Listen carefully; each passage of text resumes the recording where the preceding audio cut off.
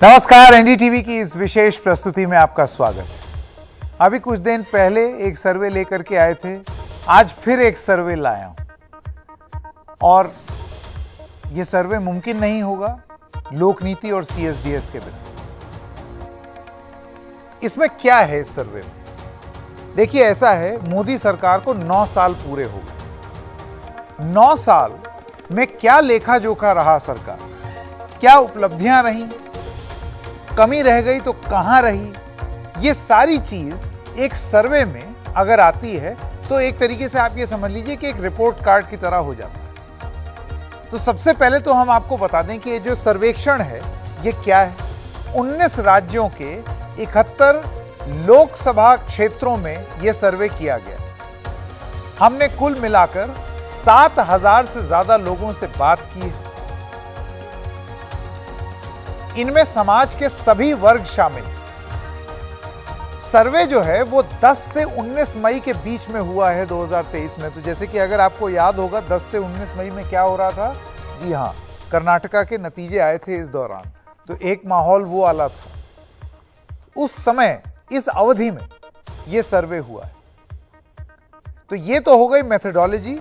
मैं सबसे इससे पहले कि आंकड़े प्रस्तुत करूं, मैं स्वागत करना चाहता हूं यहां पर लोक नीति सीएसडीएस के को डायरेक्टर प्रोफेसर संजय कुमार। आप ही की जो एजेंसी है, आप ही की अगुवाई में ये सर्वे एक बार फिर से हुआ है। पहले कर्नाटक का था और अब मोदी सरकार पर सर्वेक्षण हुआ है। इसमें कुछ आंकड़े हैं, एक एक करके हम दर्शकों को बताएंगे कि क्या है। पर एक सवाल मैं शुरुआत में ही मेथोडोलॉजी से जुड़ा हुआ आपसे पूछना चाहता था। अमूमन ऐसा माना जाता है कि सर्वेक्षण में ज्यादा लोग हों तो वो एक अच्छा पैमाना बन जाता है, अच्छे तरीके से अंडरस्टैंडिंग होती है। आपको लगता है कि 7,000 एक अच्छी संख्या है? संकेत अगर मैं स्पष्ट कहूं कि अगर आप 50,000 भी ले लें तो जो जिनको इसके बारे में जानकारी नहीं, वो कहेंगे बड़ा छोटा सैंपल है। आप 2 लाख ले लें तो कहेंगे बड़ा छोटा सैंपल है। हिंदुस्तान की जनता आबादी तो बहुत करोड़ में 140 करोड़ में आपने सिर्फ 2 लाख लिया। आप 7,000 ले लें तो भी छोटा है, 5,000 ले लें तो भी छोटा है। स्थिति यह है कि छोटे सैंपल की जरूरत की बात नहीं है, सैंपल रिप्रेजेंटेटिव होना चाहिए। और मैं बताऊं दर्शकों को कि ये जो सैंपल 7,000 का है एडिक्वेट है भारत की स्थिति बताने के लिए। अगर हम इससे राज्यों की स्थिति जानने की कोशिश करें तब एडिक्वेट नहीं है। आप देखें इसमें अलग अलग वर्गों का जो प्रतिनिधित्व है, बिल्कुल रिप्रेजेंटेशन हूबहू वैसा है जैसा भारत के मतदाताओं के बीच है। अगर आप जेंडर के हिसाब से देखें, मेन विमेन का representation, Muslim, Hindus, urban, rural, SC, ST, Dalit, तो इन सब का प्रतिनिधित्व जो सैंपल में 7,200 का जो सैंपल बराबर है।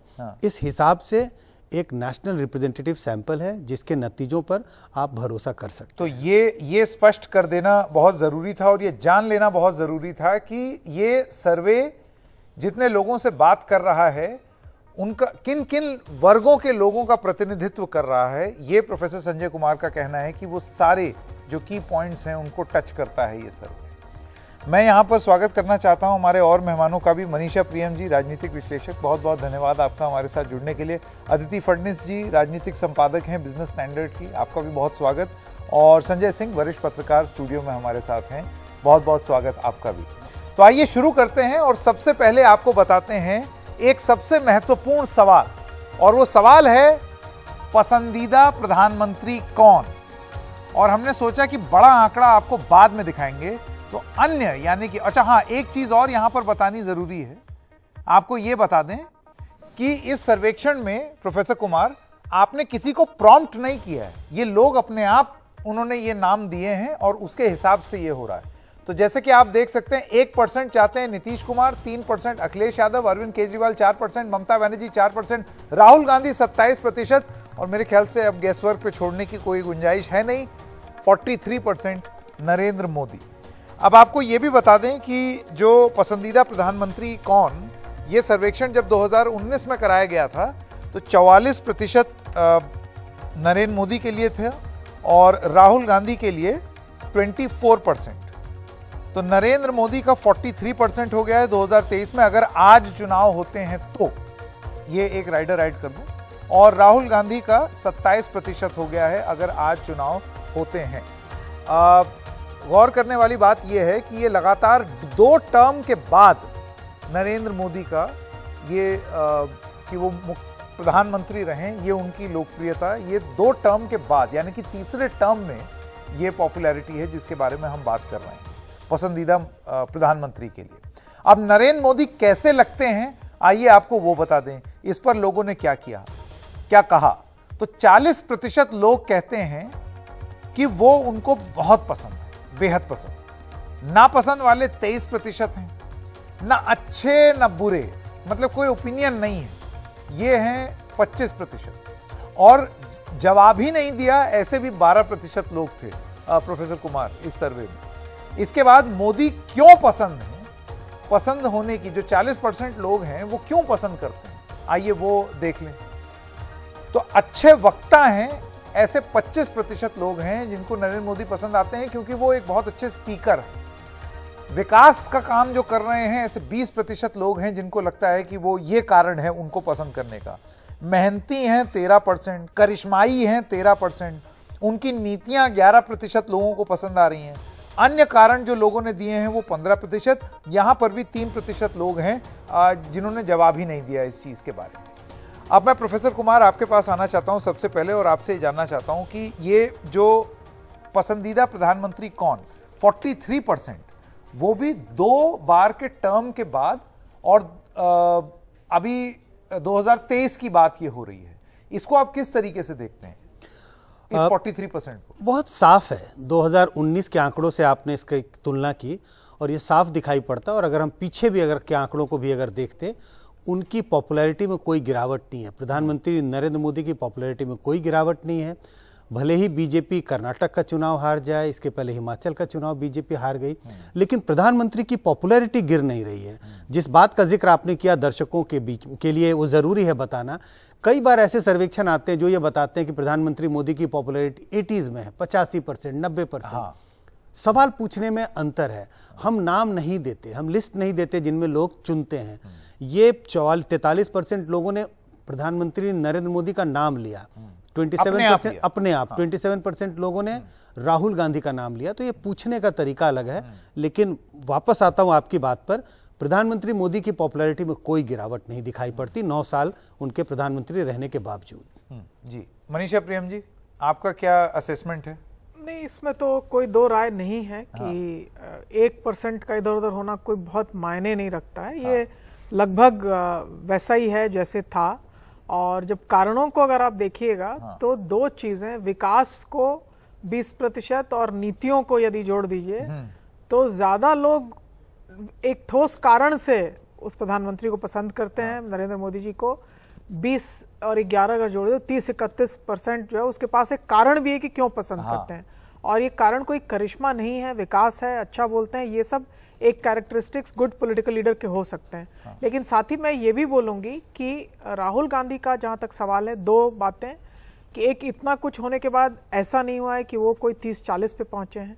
लेकिन उसी फिगर को अगर दूसरे तरफ से देखा जाए तो बिना कोई मंत्री हुए, बिना किसी चुनाव को खुद वो लीड नहीं करते, वो कैंपेन करते हैं पार्टी के लिए। लेकिन इसके बावजूद भी 23-27 पर बने रहना और बाकी रीजनल लीडर से ज्यादा उनका नाम आना, ये अपने आप में दर्शाता है कि कांग्रेस का भी एक कुछ तो रुझान है लोगों के प्रति जिनसे कि वो रिकॉल करते हैं। मैं कारण नहीं जानती कि क्यों ऐसा है, पर 2019 से अगर आप देखें तो 24 से बढ़कर 27% हुआ है। कुछ बढ़ा अगर है, अभी चुनाव होते हैं कुछ बढ़ा है, 23 से 27% है। तो मैं ये मानती हूँ कि बिना कोई पद होल्ड किए हुए, ना पार्टी में कोई आला दर्जा का पद नहीं है उनका, ना उन्होंने कोई किसी जगह की सरकार में वो हिस्सा लेते हैं, ना प्राइम कैंपेनर हैं, इसके बावजूद भी लोकप्रियता। राहुल गांधी हैं कांग्रेस में, खैर मुझे तो लगता था कि पद रखें ना रखें, यहाँ तक भी नहीं थी बात। तो मुझे लगता है कि ये लोकप्रियता कहीं है और कांग्रेस का भी कुछ एक कोर कमिटेड वोटर है जो इस नाम को गांधी परिवार के नाम से या नेहरू गांधी लीडरशिप के नाम से, कारण मैंने अभी तक देखा नहीं, लेकिन वो बरकरार भी है और 3% का इजाफा भी है, जो कि अपने आप में एक बात है। आपका विश्लेषण? मोदी जी के बारे में तो कोई मतलब कोई दो राय नहीं है। मोदी जी हैं ही बहुत ज़्यादा पॉपुलर।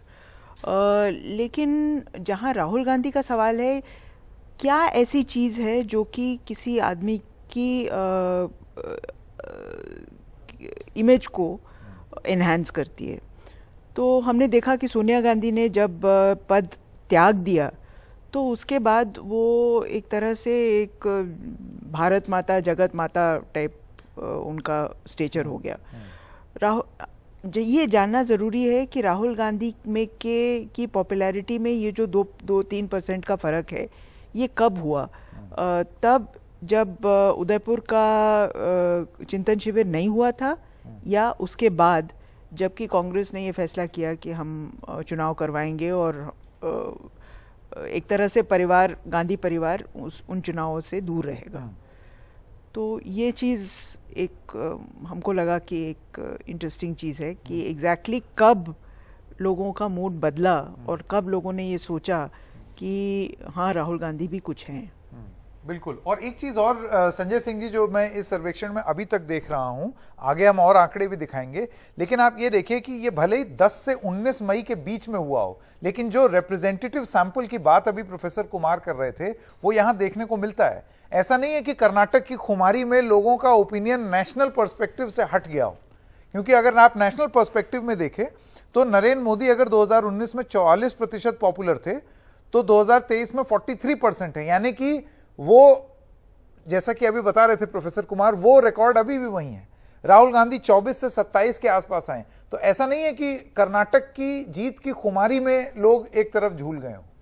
तो ये डिस्टिंक्शन लोगों ने किया है नेशनल और स्टेट इलेक्शन। संकेत क्या होता है कि जो एनालिस्ट या कई राइटर्स होते हैं ना, वो इस तरह से कहते हैं कि कर्नाटक हो गया तो पूरा देश का जो नतीजा होगा वो बदल जाएगा।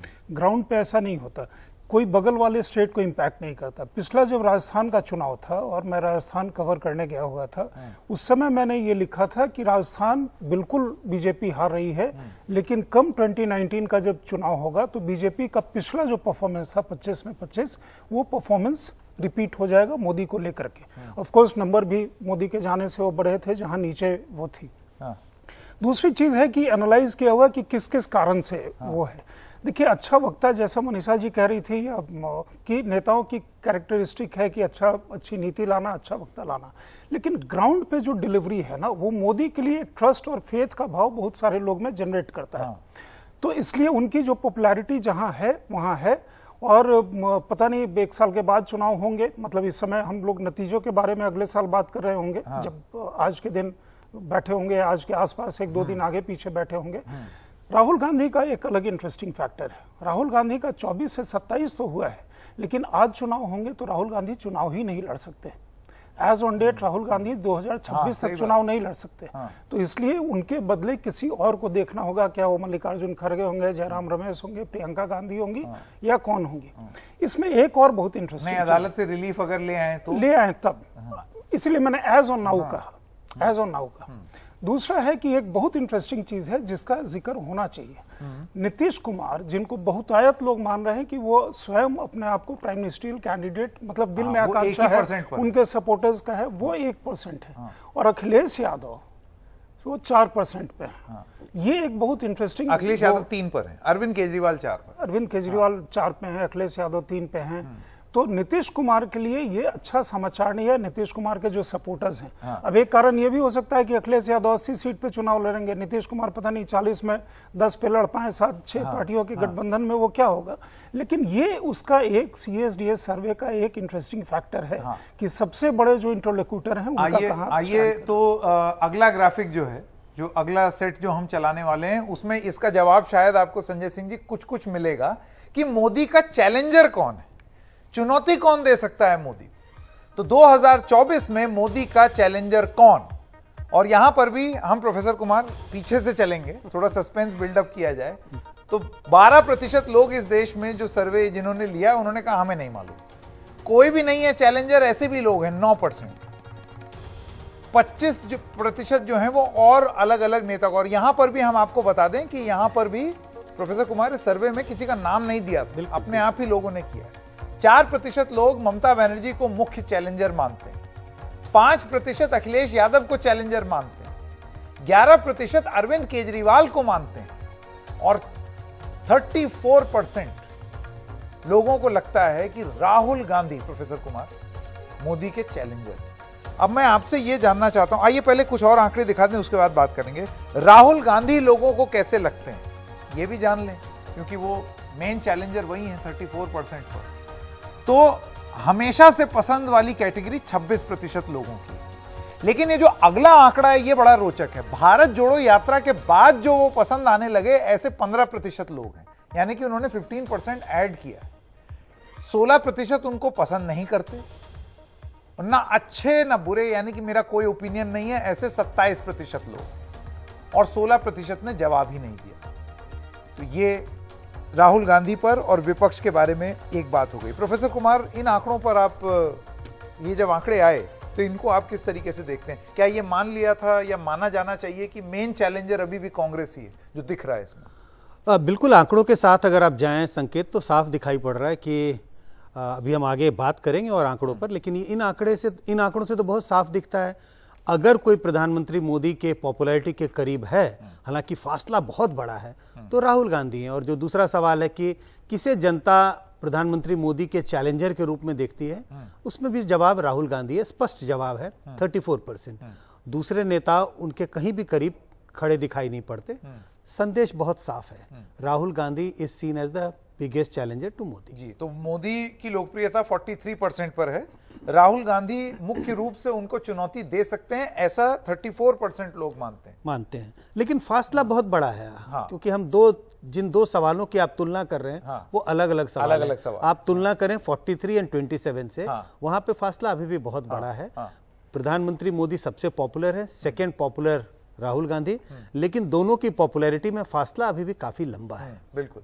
मनीषा प्रियम जी, देखिए, दो तरह से अगर आप 43% और 27 को देखें तो लगता है अच्छा एक तरह की लड़ाई है, लेकिन जो दो छल्ले आपने दिखाए, वो दो छल्लों को तरीके से देखा जा सकता है।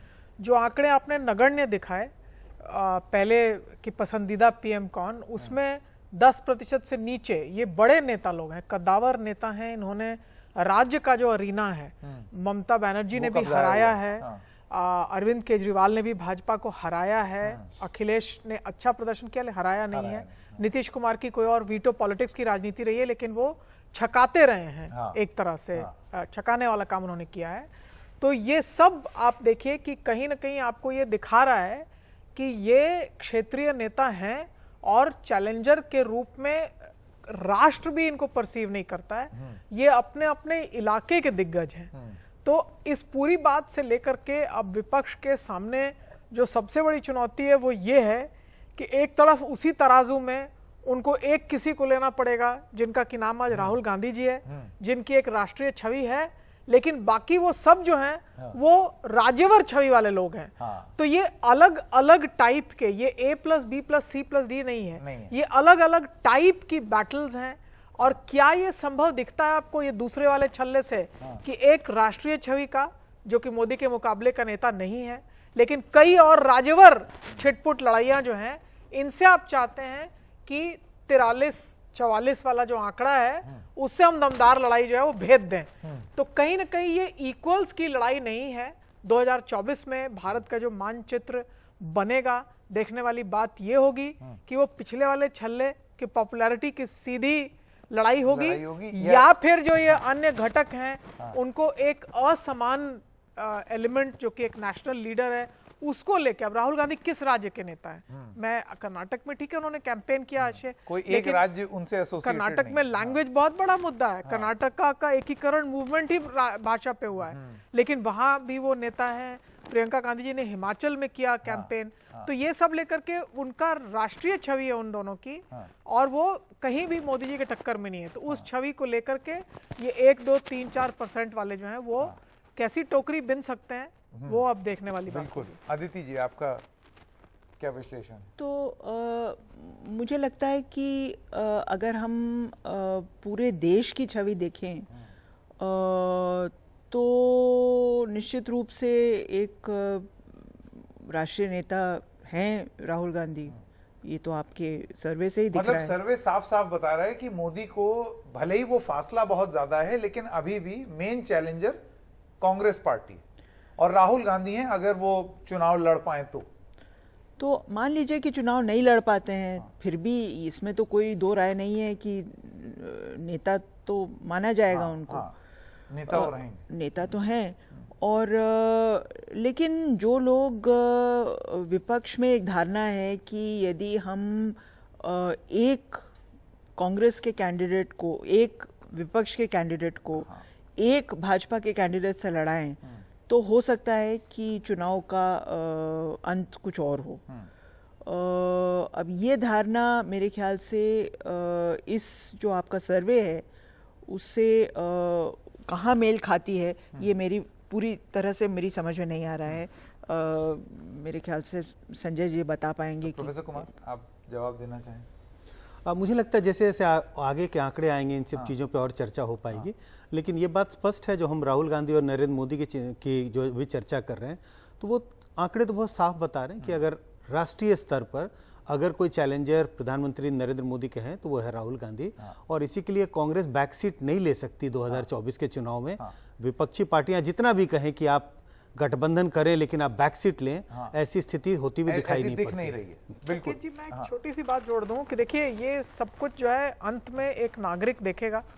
अब नागरिक से जब पूछा जाएगा कि 2024 में आप राष्ट्र बनाएंगे कि राज्य, आपका घेरा कौन सा होगा, तब आप देखेंगे कि वो एक विस्तृत छवि वाली बात जो है ये अब मैसेजिंग से बड़ा स्पष्ट लोगों में भी हो चुका है।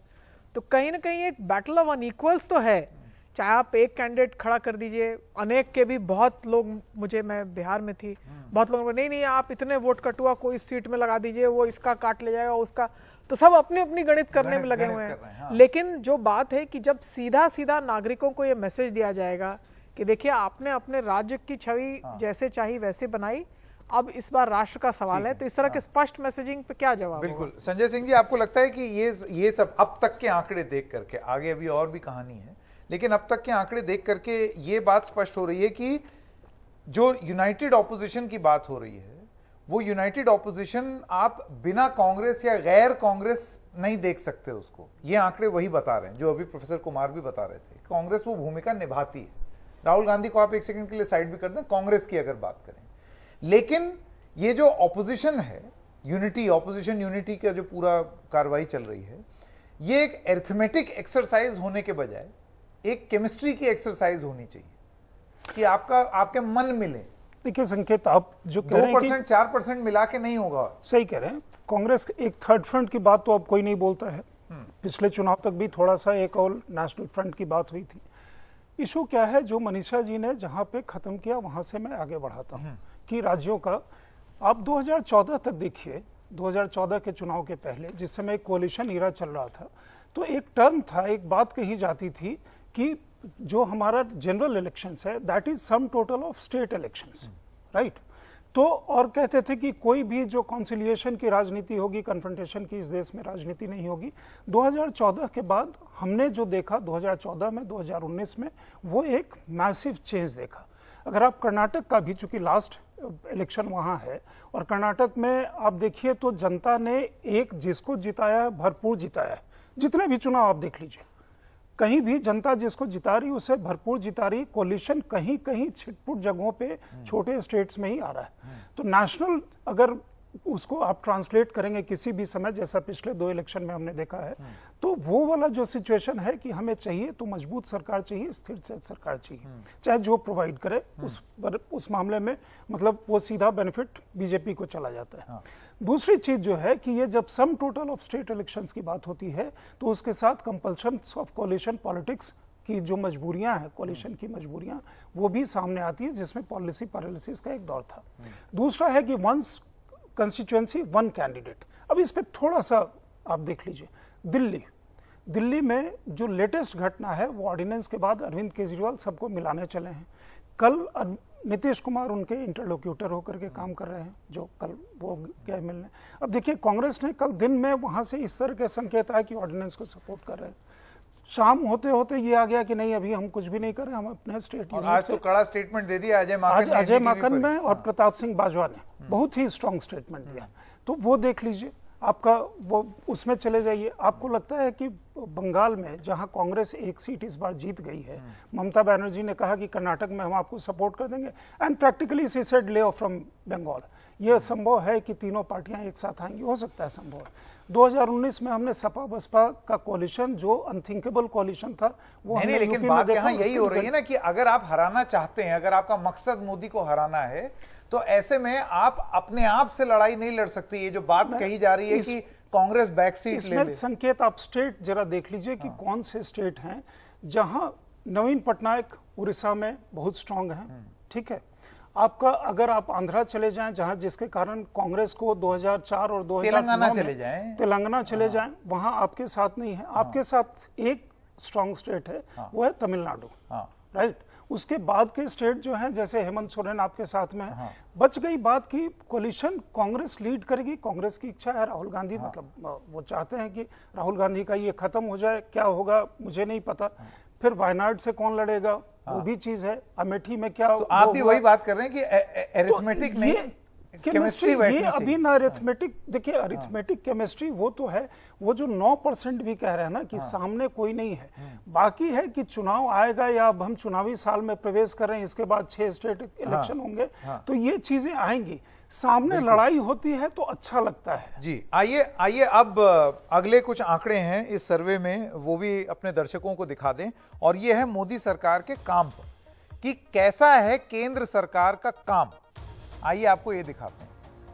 तो क्या कहते हैं लोग, ये ग्राफ आपके सामने। 17% लोग बहुत संतुष्ट, थोड़े से संतुष्ट 38% है। यानी कि आप ये दोनों प्रोफेसर कुमार अगर मिला दें तो करीब 55-55% लोग जो हैं वो सेटिस्फाइड हैं काम से। थोड़े असंतुष्ट 19% हैं, एकदम नाखुश जो हैं वो 21% हैं, और 5% लोगों को पता नहीं है। ये 5% लोग कितने ऑनेस्ट हैं ये इन्होंने पहले ही बता दिया, भाई हमें नहीं मालूम। तो ये एक आंकड़ा हुआ।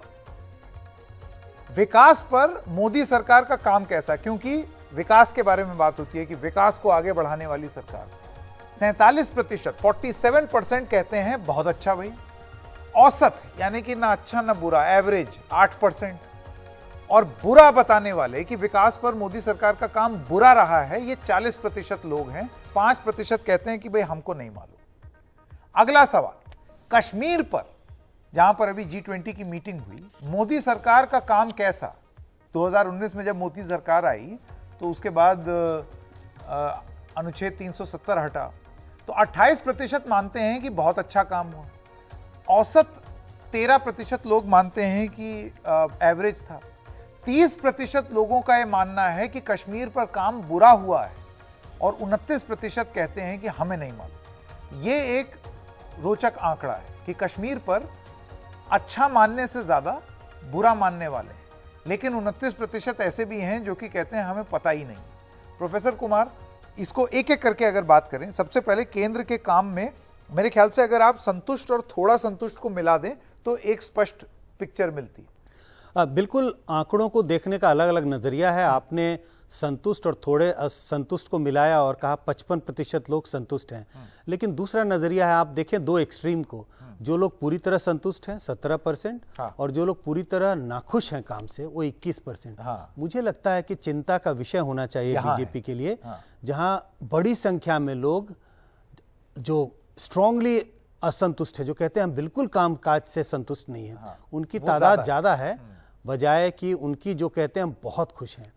तो मतलब चिंता का विषय, लाइकिंग और स्ट्रॉन्ग डिसलाइकिंग को अगर आप कंपेयर करेंगे तो स्ट्रॉन्ग डिसलाइक ज्यादा। ये दो एक्सट्रीम जो व्यूज हैं वो बहुत ओपिनियटेड हैं, बिल्कुल स्ट्रॉन्ग ओपिनियंस है, कोई उसमें इफ्स एंड बट्स का सवाल ही नहीं है, और उसमें झुकाव असंतुष्टि की तरफ ज्यादा है। मैं उसको ज्यादा सीरियसली लेता हूं, और जो मिडिलिंग कैटेगरी है उसको मैं जोड़ के देखने की कोशिश नहीं कर रहा हूं। ठीक है, ठीक है। मनीषा जी। नहीं, ये संजय जी के बातों से मैं यहाँ वाकफात रखती हूँ, और लोग मोटा मोटी अगर पीछे का एक छल्ला और ये छल्ला साथ साथ लें तो लोग ये कह रहे हैं कि देखिए नेता से हमें कोई दिक्कत नहीं, नेता हमें पसंद है, हम आपको कह रहे हैं कि हम इस सरकार और इस नेता के समर्थन में हैं, लेकिन कहीं ना कहीं हम बहुत जोर से असंतुष्ट हैं। इसका मतलब कि सरकार और नागरिक के बीच जो संवाद की प्रक्रिया है उसमें कहीं गैप है कि लोगों की असंतुष्टि जो है वो पूरे तरीके से वापस सुनी नहीं जा रही, या वो तो इस सर्वे को वो समझ रहे हैं कि सर्वे में भी किसी ने अगर पूछा है तो खुल के अपनी बात बता रहे हैं। और उस छल्ले को यदि आप देखें तो जो अगर वो फिर से आ सकता है तो आप ये देखेंगे कि एक बहुत बड़ी कैटेगरी है जो कह रही है कि पूरी तरह संतुष्ट नहीं है, थोड़ा संतुष्ट, थोड़ा 38%. now this is 38%. yeah, so that category is actually very important. ये लगाते हैं, ये वाला ग्राफिक लगाइए, हाँ। कैसा है केंद्र सरकार का काम। This is a very important तो circle. संतुष्ट और थोड़े संतुष्ट सबसे ज्यादा है 38%। नहीं, थोड़े संतुष्ट में भी is not necessarily a positive answer. हाँ, It can also be भाई थोड़ा ही बहुत है, ज्यादा नहीं तो है। आपका ये कहना है कि थोड़े असंतुष्ट और थोड़े संतुष्ट को अगर आप blue, orange and red can almost form a continuum with the red representing an extreme. This 38% given the 43% popularity जो प्रधानमंत्री की है, ये 38% 17 के साथ इसको बोलना चाहिए नहीं बहुत संतुष्ट है, तो मिलिटेंट आवाज जो है ये ब्लू वाला बड़ा छल्ला जो है उसको डैम्पन कर रहा है। और ये छोटा होता अगर तो मैं समझती कि ये कंफ्यूज्ड हैं, बहुत जोर से नहीं बोलना चाह रहे हैं, लेकिन ये बड़ा धड़ा भी जो है ये समझा नहीं पा रहा है कि नहीं, ये कह रहा है कि हाँ प्रधानमंत्री हमारी आस्था है, हम बिल्कुल कहते हैं कि वो हमारे बड़े नेता अव्वल नेता है, 44% और 43% में कोई फर्क होता नहीं है। थोड़े संतुष्ट को आप बहुत ज्यादा क्रिटिकली एग्जामिन नहीं कर रही हैं। It is a category and it's a very large category, बहुत बड़ी कैटेगरी। 17 संतुष्ट हैं, मेरे हिसाब से 38 होना चाहिए था संतुष्ट, और 17 अगर थोड़े संतुष्ट रहते तो मैं तब सरकार का दावा जो है और वो नंबर्स में कभी भी जहां बड़ा आंकड़ा है, देखिए 43% यदि प्रधानमंत्री को था तो हमने कहा कि वो बहुत ही पॉपुलर प्रधानमंत्री है, तो जो आपका बड़ा आंकड़ा है उस पर मेरा नजर जाना जो है वो बिल्कुल लाजमी है, संदेश दे रहा है। उसको मैं नजरअंदाज नहीं कर सकती। आप इस विश्लेषण से इत्तेफाक रखती हैं? हाँ, पूरी तरह से। और दूसरी बात यह है कि कहीं ना कहीं एक फेलियर है। भाजपा इतना बोलती है कि हम लाभार्थी, हम लोग जाके चेक करते हैं कि जो चीज़ें हमने लोगों को दी हैं वो वाकई उन तक पहुंची हैं या नहीं पहुंची हैं। तो ये आपका जो सर्वे है वो तो दिखा रहा है कि ऐसा नहीं हुआ है, लोगों को चीज़ें मिली हैं, और भाजपा ये मतलब ताल ठोक के कह रही है कि जिनके लिए है वो चीज़ उनको मिली है, लेकिन लोग संतुष्ट नहीं हैं। तो कहीं ना कहीं कुछ गड़बड़ है यहाँ पर। और ये क्या गड़बड़ है, ये तो मेरे ख्याल से भाजपा को उस पर ध्यान देना पड़ेगा। कुछ इसके बारे में भी बात की जाए, विकास पर मोदी सरकार के काम पर लोगों ने क्या बोला है और कश्मीर पर मोदी सरकार के काम को क्या बोला है। संजय सिंह जी, मैं एक बार आपको फिर से वो आंकड़े दिखा दूं, आप अगर देखना चाहें। विकास पर अच्छा मानते हैं 47%, लेकिन बुरा की संख्या भी इतनी कम नहीं है 40%। आप इसको ऑलमोस्ट दो धड़ मानिए। संकेत, पहला तो यह है कि इसका जो आंकड़े दिखाए जा रहे हैं उसका मतलब संजय जी का CSDS जो है उसने सही में रिप्रेजेंटेटिव सर्वे सैंपल उठाया है। ये मैं इस बेसिस पे कह सकता हूं कि मतलब मेरी थोड़ी फितरत है ग्राउंड पे थोड़ा ज्यादा घूमने की, और उससे मैं काफी सारी चीजें कोरिलेट करता हूं। एक चीज संजय जी क्लैरिफाई कर दें, कश्मीर का जो आंकड़ा है वो क्या कश्मीर के अंदर के लोगों का है या देश के लोगों का है या जम्मू एंड कश्मीर का है? ये देश के लोगों का है, इसमें जम्मू एंड कश्मीर के तो किसी भी व्यक्ति का सर्वे नहीं हो पाया है, ये देश का आंकड़ा है। 19 राज्यों में किया गया है। अब हम आते हैं जो आंकड़े आपने दिखाए जिसपे मतलब काफी चर्चा हुई, थोड़े असंतुष्ट। आपको सरकार से हर समय चांद की उम्मीद होती है, तो जो आप 17% जो बहुत स्ट्रांगली कह रहे हैं बहुत संतुष्ट, वो बिल्कुल फेथ वाले हैं कि मोदी ही कर्णधार है, मोदी ही वो है।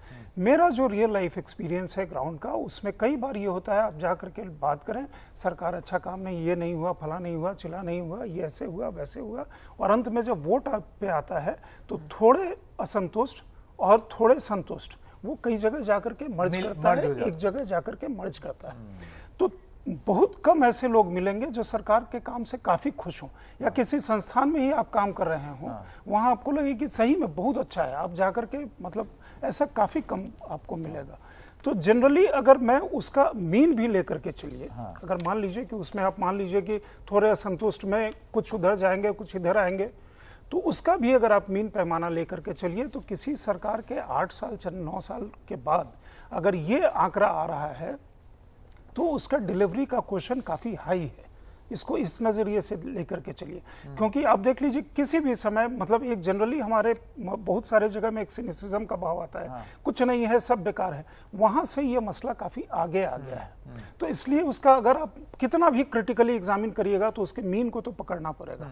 तो अगर वहां भी पकड़ेंगे आप तो मोदी की पर्सनल पॉपुलैरिटी और ये तो आपका दोनों कहना मिला है कि करके जो वो थोड़े सेल्स को कर संतुष्ट जाता है। हैं ये मतलब ठीक है, जो एकदम बिल्कुल पूरी तरीके से संतुष्ट हैं वो तो सरकार को वोट देंगे ही देंगे, लेकिन जो थोड़े संतुष्ट हैं ये भी घूम फिर करके इनको घूम फिर faith करके वहीं सरकार आ को- जाएंगे। क्योंकि अदरवाइज जो बिल्कुल ही है ना, जो नहीं देने वाले हैं वो सीधा कुछ नहीं हुआ, बिल्कुल बेकार हो गया, या दूसरे अन्य कुछ जातिगत कारण हो, कुछ और कारण हो, कोई और वहां लेकिन ये पसंद हो। प्रोफेसर कुमार देखिए, सवाल पूछने का एक भाव भी है। तो सवाल में ये जैसे कि ये जो सवाल था ये पूछने के पीछे भाव क्या था, ऑब्जेक्टिव क्या था? जैसे सरकार के कामकाज का आकलन, जनता कैसे कामकाज को का आकलन करती है, और सवाल अगर कैसे पूछा गया था ये स्पष्ट करूं तो सबसे पहले पूछा जाता है सरकार के कामकाज से आप संतुष्ट हैं या असंतुष्ट, बाइनरी में। और जो व्यक्ति कहता है संतुष्ट या असंतुष्ट, उससे वो एक फॉलोअप सवाल होता है कि आप पूरी तरह से संतुष्ट हैं या कुछ हद तक, पूरी तरह से असंतुष्ट हैं या कुछ हद तक असंतुष्ट हैं। इस तरीके से सवाल पूछा गया, और इसी के लिए मैं दो एक्सट्रीम कैटेगरीज को पिक कर रहा था, क्योंकि मुझे मालूम है कि सवाल पूछा कैसे गया है। दो एक्सट्रीम को हम पहले उनके सामने परोसते हैं। आप संतुष्ट हैं या असंतुष्ट, आप अपने आप को खेमे में बांट दें, आप किस खेमे में, एंड देन उसके अंदर के डिविजन्स को हम देखने की उसमें कोशिश करते हैं। असंतुष्ट वाले ज्यादा थे। नहीं, उसमें संतुष्ट वाले ज्यादा हैं, क्योंकि आप पूरी तरह संतुष्ट और कुछ हद तक संतुष्ट, नहीं, देखिए, दोनों को जोड़ेंगे तो 55% आता है। अच्छा, ये अगर संजय जी की बात माने तो संतुष्ट वाले और थोड़े संतुष्ट ये दोनों आकर के मर्ज हो जाए 55%। 55%। लेकिन यहाँ पे मैं एक बात बताना चाहूंगी कि 17 और 38 55 और एकदम असंतुष्ट और थोड़े असंतुष्ट 40, तब भी असंतुष्ट का जो दायरा है वो एक मजबूत खेमा है। और किसी भी नंबर थियरी में जब एक मिडलिंग कैटेगरी को हम डिस्ट्रीब्यूट करते हैं तो उसको इक्वली करते मुझे हैं। लगता है मोदी के काम पर हम लोगों ने 2/3 करते हैं, इस 1/3 कार्यक्रम में करते हैं, एक पूरा छोटी का सी पूरा नहीं चर्चा कर सकते। कश्मीर पर भी मैं करना चाहता हूं। कश्मीर में बुरा मानने वाले प्रोफेसर कुमार 30% लोग हैं कश्मीर में जो काम हुआ है मोदी सरकार का, और अच्छा मानने वाले 28% हैं। तो यहां पर भी बुरा मानने वाले ज्यादा हैं। उसी कैटेगराइजेशन। इस सवाल पे आप देखिए 3 वे डिवीजन है, 28, 30 और एक और भी पता आंकड़ा है 30 का भी। कुछ ऐसे बड़ी संख्या में लोग ऐसे हैं जिनको इससे कोई वास्ता नहीं है, उन्हें लगता है इससे हमें कोई मतलब नहीं है। लेकिन जो कश्मीर के काम के बारे में ऐसा लगता है कि नहीं, सरकार ने बहुत अच्छा काम किया और वाहवाही है, शायद जनता ऐसा नहीं मानती, बटा हुआ है ओपिनियन। आधी जनता ऐसा कहती है कि नहीं, शायद काम ठीक नहीं हुआ। तो 3 वे बटा हुआ है ओपिनियन कश्मीर को लेकर के मोदी सरकार का। अच्छा मानते हैं 28%, बुरा मानते हैं 30%, पता नहीं है 29% लोग। वो सच बोलने वाले लोग हैं, वो सच बोलने वाले हैं, वो सच बोल रहे हैं। हाँ, जो सर्वे में बाकी जगह नीतीश कुमार को इनको कम नंबर देके लोगों ने सच बताया कि अपने राज्य में तो ठीक है, राष्ट्र पर ये अच्छा भी नहीं है। आइए अब एक ये महत्वपूर्ण, सच बोलने वाले 29%। अब अगले लॉट पर चलते हैं और ये थोड़ा सा महत्वपूर्ण है और मैं जानता हूं इस पर चर्चा होगी। भ्रष्टाचार रोकने में मोदी सरकार का काम कैसा?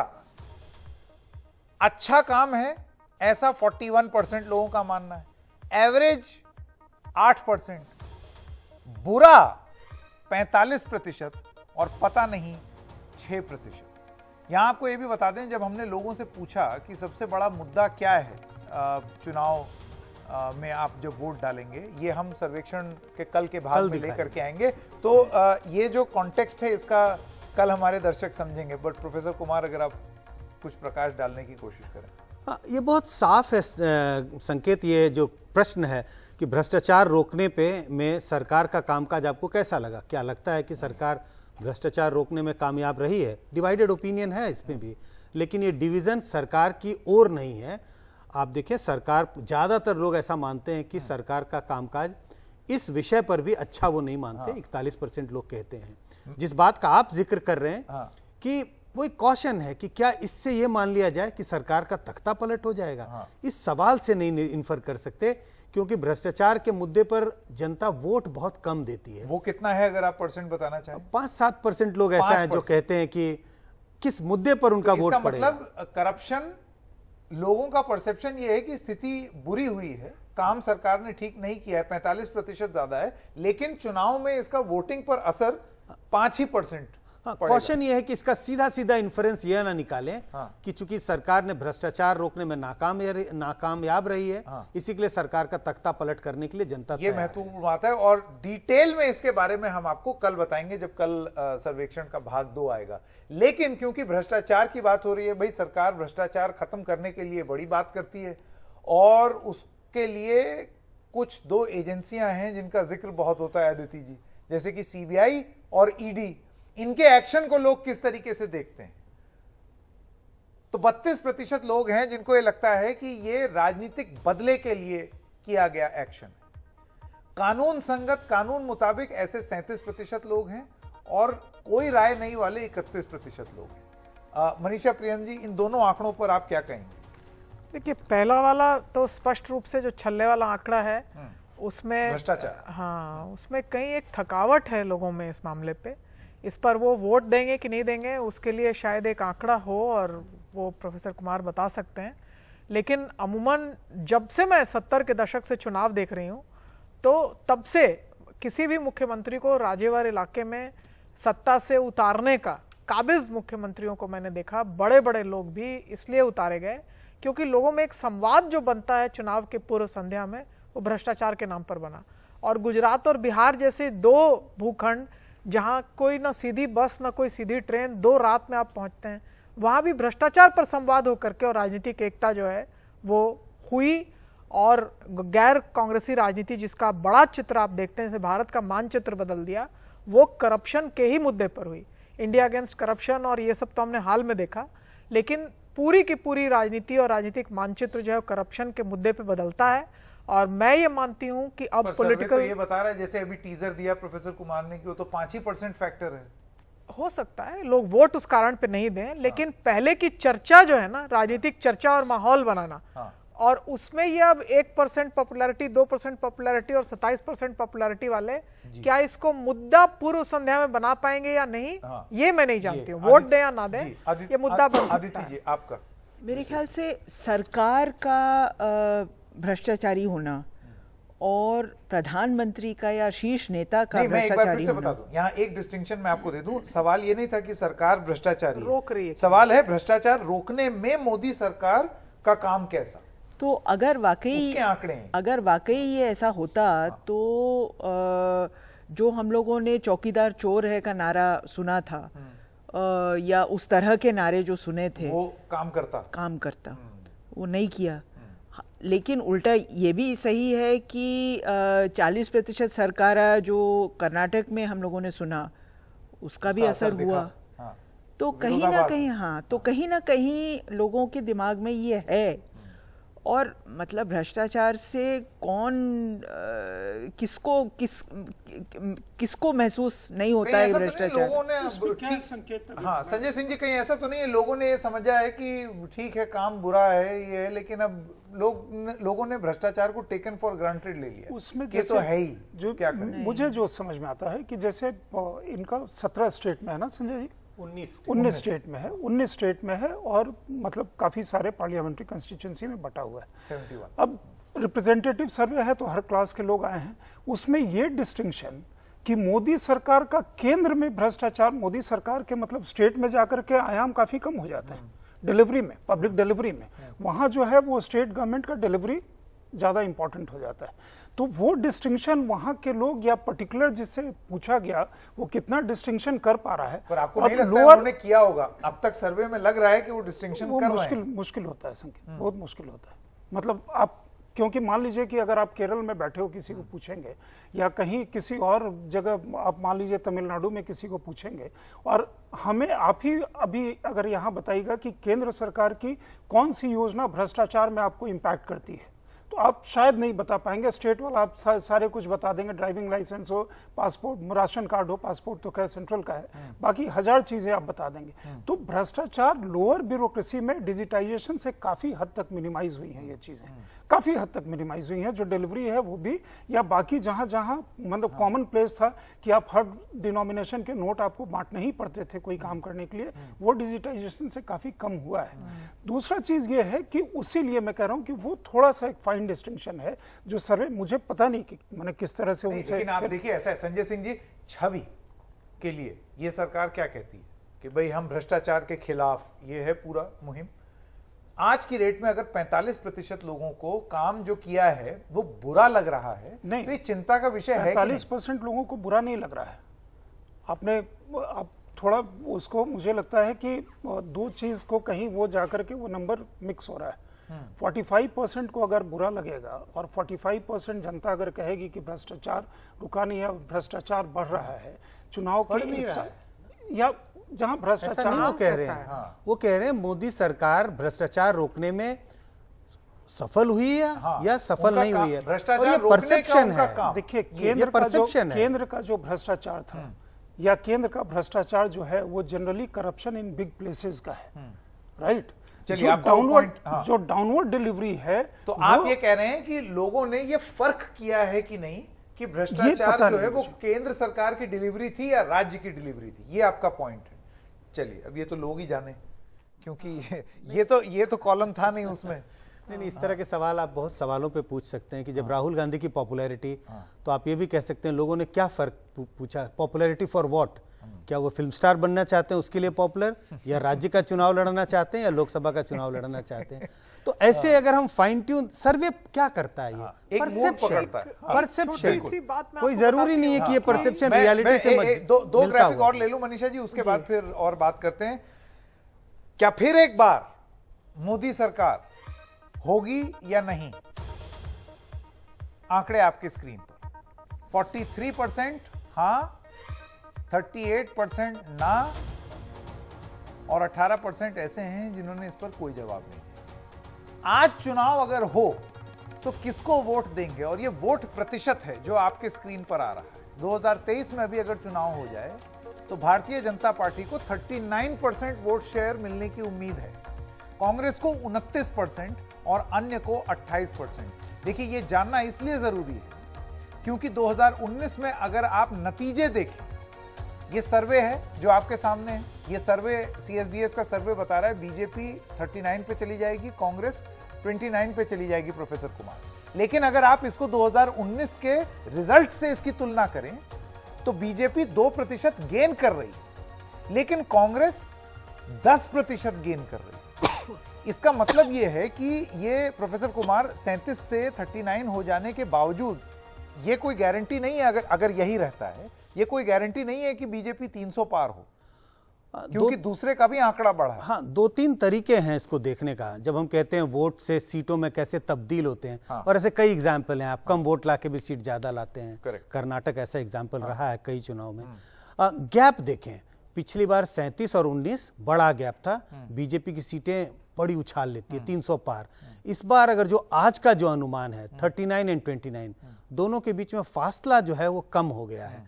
तो ये जरूर है बीजेपी का वोट शेयर हमें बढ़ता हुआ दिख रहा है अगर आज चुनाव हो तो, लेकिन उस बढ़ते हुए सीट के बदौलत क्या ये मान लेना कि बीजेपी की सीटें अब 350 हो जाएंगी? शायद ऐसा नहीं होने की गुंजाइश है, ऐसा होने का अनुमान नहीं लगाया जा सकता, क्योंकि कांग्रेस का भी वोट बढ़ रहा है। लेकिन 2 टर्म के बाद ये 39 हो जाना ये भी अहम है। बिल्कुल, अपने आप में अद्भुत तो कहना मुश्किल है, लेकिन अपने आप में एक रूलिंग पार्टी के लिए एक क्रेडिबल चीज है कि आप 10 साल सरकार में रहने के बाद ऐसा अनुमान लगा रहे हैं कि 1 साल चुनाव के पहले आपकी स्थिति खराब नहीं है। आपके वोटों में इजाफा हो रहा है। कम से कम सर्वे ये अनुमान लगा रहे हैं कि 1.5% 2% आपका वोट ऊपर जा रहा है। बिल्कुल। संजय सिंह जी, 29% अगर कांग्रेस का वोट शेयर प्रोजेक्ट किया जा रहा है, तो ऐसे में आपको लगता है कि कांग्रेस जो है वो विपक्ष में जो दल ये कह रहे हैं कि भाई आप मेन से हटिए, आप हमें लीड लेने दीजिए, या आम आदमी पार्टी का ये कहना कि अब हम मेन ऑपोजिशन हैं और कांग्रेस मेन ऑपोजिशन, ये आंकड़े तो नहीं बताते। 10% का गेन तो गजब है भाई। संकेत जी, सबसे पहले कांग्रेस में इस बात की खुशी होगी कि इस बार अगर ऐसा आंकड़ा कन्वर्ट हुआ रिजल्ट में तो उनको लीडर ऑफ ऑपोजिशन एक संसद को मिल जाएगा और कांग्रेस पार्टी का कोई 2 टर्म के बाद लीडर ऑफ ऑपोजिशन बनेगा, राइट। दूसरी चीज है कि इससे ये मसला साफ हो जाता है कि बीजेपी वापस सरकार में आ रही है। आपने आम आदमी पार्टी का जिक्र किया, तो एक चीज ये नोट करिएगा कि आम आदमी पार्टी का पहला लोकसभा सांसद इस संसद में अभी कुछ दिन पहले एक बाई इलेक्शन में जीत करके आया, उसके पहले उनकी लोकसभा में संख्या 0 थी। तो इसलिए वहां से फिर वो चीफ मिनिस्टर बन गए। हाँ। नहीं, भगवंत मान इस बार की लोकसभा में संख्या उनकी जीरो थी। अभी एक बाई इलेक्शन में वो जीत करके आए। तो वहां से एक पार्टी कह रही है कि हम काबिज होंगे और देश को लीड करेंगे, मतलब पार्लियामेंट्री इलेक्शन में, और प्रधानमंत्री बनेंगे, तो वो थोड़ा सा मतलब हाइपरबोल किसी और ही लेवल उसको छोड़ दें। अगर कांग्रेस की बात करें, कांग्रेस के लिए मैंने कहा कि सबसे बड़ी चीज यही होगी कि वो खुशी की बात होगी। इशू कांग्रेस के लिए उससे ज्यादा गंभीर है कि क्या इस बार कांग्रेस रायबरेली से चुनाव लड़ेगी, सोनिया गांधी लड़ेंगी या प्रियंका गांधी वहां जाकर के चुनाव लड़ेंगी। क्योंकि वो मसला संगीन हुआ तो ये 29% का जो आप मतलब जैसे नतीजे भी आएंगे, ये 29% का डिबेट जो है शायद धूमिल पड़ जाए अगर रायबरेली से वो लोग चुनाव लड़े और चुनाव के नतीजे अगर जिस तरह के भी आते हैं, अगर अमेठी जैसा कुछ हुआ। हाँ, अमेठी जाकर के कोई जीत करके आ जाए या कोई और जगह जीत करके आए, या प्रियंका गांधी वायनाड से जीत करके आती हैं, या राहुल गांधी ये खारिज हो जाता है और राहुल गांधी जीत करके आते हैं, तो कुछ तब फिर ये एक इंटरेस्टिंग डिस्कशन होगा। ये तो ओवरऑल परफॉर्मेंस की एलटी जी अगर मैं आपसे पूछूं, आपको लगता है कांग्रेस के लिए ये आंकड़े थोड़ा सा उनके कॉन्फिडेंस मोरल बूस्टिंग की तरह होगा कि हो सकता है भारत जोड़ो का नतीजा हो, या लोगों का ये परसेप्शन है कि वो 29%, आपको लगता है ये जो 10% का गैप है अब कांग्रेस और बीजेपी में इन आंकड़ों में, इसको कांग्रेस कवर अप करने में अगर जुट जाए तो बहुत हद तक नतीजे पलट सकते हैं 2024 के? निश्चित रूप से मेरे ख्याल से आपकी जो आपने जो कहा कि ये सांकेतिक है एक तरह से, जो सो कॉल्ड फैमिली बैस्टियंस हैं। मुझे याद है कि जब अमिताभ बच्चन चुनाव लड़े थे और जीते थे तो किसको उन्होंने हराया था, और किसी को कोई उम्मीद नहीं थी कि हेमवती नंदन बहुगुणा जैसे आदमी को अमिताभ बच्चन हरा पाए। बहरहाल वो पुरानी बातें हैं और ये मतलब अभी संदर्भ दूसरा है। लेकिन एक तरह से सांकेतिक है। ठीक है, आप कि बहुत सालों से वो सीट थी और आप हार गए, पुरानी बात हो गई। हर चुनाव के बाद बदल जाती हैं चीज़ें। निश्चित रूप से अगर कांग्रेस कोशिश करे तो जो आपके आंकड़े दिखा रहे हैं ये मेरे लिए काफ़ी सरप्राइजिंग है, क्योंकि मुझे नहीं उम्मीद थी कि इस तरह के आंकड़े आएंगे और फ़र्क बहुत ज़्यादा है। तो ये एक मेरे ख्याल से भाजपा के लिए एक खतरे की घंटी तो है। तो अगर ऐसा होता है मनीषा जी, अगर ये मटेरियलाइज करता है सीटों में, हालांकि ये बहुत ही मुश्किल होता है ये प्रोजेक्ट करना कि कितने वोट शेयर से कितनी सीटें आएंगी, वो तो अलग ही डकवर्थ लुइस टाइप का एक सिस्टम है जो कि इस देश की चुनाव प्रणाली में इस्तेमाल होता है। लेकिन इससे ये कहीं साबित नहीं होता है कि बीजेपी अपने 39% से भी 300 पार हो जाएगी, जैसे भी प्रोफेसर कुमार कह रहे थे, और कांग्रेस 29% से अगर यहां तक पहुंचती है तो एक अच्छा संख्या बल कांग्रेस का हो सकता है। देखिए, ये पूरे सर्वे से क्या बातें निकलती हैं? ये निकलती है बात कि भाई कल जब चुनाव की प्रक्रिया राज्यों में अभी होनी है और उसके बाद लोकसभा चुनाव का जो बिगुल जो बच जाएगा, दिसंबर तक तो बिल्कुल ही बच जाएगा, तो उसमें इलेक्शनियरिंग की क्या संभावना है? तो इलेक्शनियरिंग की संभावना अब ये है कि बीजेपी बिल्कुल बढ़त में, उनके नेता नरेंद्र मोदी हैं, ये स्पष्ट है बिल्कुल। तो एक तरह से एक बनी हुई इमारत है, उसमें कुछ खास दाग नहीं है, उसमें इस सर्वे में है कि नहीं। लेकिन लोग ये तो नहीं कह रहे कि इस सरकार पर हम ये लांछन, हाँ कहते हैं इस काम से हम डिससेटिस्फाइड हैं वगैरह वगैरह। तो बीजेपी 37 से 39 पर है, और अगर जिन बातों पे लोगों में थोड़ी बहुत नाराजगी है उसकी तरफ अपने एफर्ट्स 6 महीने में चुपचाप डायरेक्ट करती है, तो ये 39 का जो आंकड़ा है ये अगर कांग्रेस का बढ़ सकता है तो भाजपा का भी बढ़ के 40-43 हो सकता है। क्यों नहीं हो सकता है? बिल्कुल हो सकता है। एक 39 पे लगता है कि बिल्कुल it's bursting to get out of there, और 40 पार करने के नजदीक है, तो सब बढ़ेंगे तो ये भी बढ़ सकता है। बड़ी बात मुझे ये दिख रही है कि कहीं ना कहीं राष्ट्रीय दलों में लोग राष्ट्रीय स्तर के चुनाव के लिए अपनी बातें जो हैं, अपने मत को संभाल के रख रहे हैं। लोगों में नाराजगी अगर है और अगर जोर से नाराजगी है तो कहीं ना कहीं कांग्रेस के पास जा रहे हैं, तभी तो 19 से 29 हुआ सही है। बात। लेकिन कुछ बीजेपी के पास भी जा रहे हैं, तभी 37 से आप लेकिन 39 देख रहे हैं। डिस्कोर्स के बीच में कांग्रेस में भरोसा भी दिखा रहे हैं। लेकिन आप केवल कांग्रेस और ये देख रहे हैं। स्पष्ट बात यह है कि हो सकता है कि इन अन्य दलों में जो छुटपुट जो नहीं, है मैं आपको 3, बता 4, दूं, 5 उसका भी आंकड़ा उनको लोग नहीं देखना चाहते। और राष्ट्रीय चुनाव में भाजपा में सबसे ज्यादा अदर्स भरोसा 28% पर है। अगर आज चुनाव होता है तो बीजेपी 39, कांग्रेस 29 और कांग्रेस अगर 28। बढ़ी है, कांग्रेस अगर बढ़ी है तो अदर से लेके बढ़ी है ना, भाजपा तो खुद ही बढ़ गई है। हाँ। तो कांग्रेस जो बढ़ रही है, मैं यही बात आपको कह रही हूँ कि लोग अदर्स की झोली से निकाल करके और राष्ट्रीय दलों में डाल रहे हैं। बीजेपी में थोड़ा डाला है, अभी हाल ही में कांग्रेस में कर्नाटक थोड़ा में डाला ऐसा है। ही होता हुआ दिखाई पड़ा। एक और भी चीज है कि बहुत सारे स्टेट्स में बीजेपी 2 चुनाव से बिल्कुल पीक पे है। तो अगर आप कई बार रोटेशन या लॉ ऑफ एवरेज देखेंगे तो कांग्रेस को थोड़ी वहां पे संभावना दिख सकती है। अदरवाइज मतलब उसके बियॉन्ड जो टोटल फिगर आएगा तो फिर बात तो एक ही होगी। इस कार्यक्रम में मेरे पास वक्त खत्म हो गया, लेकिन बहुत सारी चीजें ये आंकड़े बता रहे हैं। आपका क्या विश्लेषण है? देखिए, मजेदार चीज ये है कि इन आंकड़ों को अब आपके सामने प्रस्तुत हो गए। हमारी तो आपने यहां सुन ली, अब आप अपना भी मत बनाइए। आप भी सोचिए कि इससे क्या निकल करके आता है, क्या छवि प्रस्तुत होती है। और कल फिर आएंगे, एनडीटीवी फिर कुछ और आंकड़े आप तक लेकर के आएगा इस सर्वे के भाग 2 में। तो तब तक के लिए इजाजत दीजिए।